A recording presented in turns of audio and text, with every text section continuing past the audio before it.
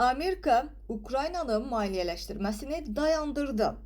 Gündəm xəbərinin efirində bir siyasi xəbər diqqətinizə çatdırırıq. 11 noyabr tarixidir. Belə ki, Amerika prezidenti Donald Trump bildirib ki, Washington artıq Ukraynaya birbaşa maliyyə yardımı göstərmir. O, bu barədə jurnalistlərlə görüşü zamanı bildirib.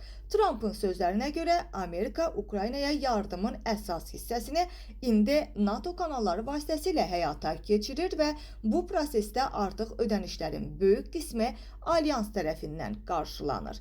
Biz Ukraynanın maliyyələşdirilməsini dayandırmışıq. Artıq Kiyevə silah və texnika NATO üzərindən ödənişli şəkildə çatdırılır deyə Amerika prezidenti jurnalistlərlə görüşü zamanı bu fikri səsləndirib. Amerika prezidenti Donald Trump həmçinin əlavə edib ki, onun siyasi səyləri sayəsində Ukraynada baş verən müharibə qlobal münaqişəyə çevrilməyib deyə prezident çıxışında bildirib.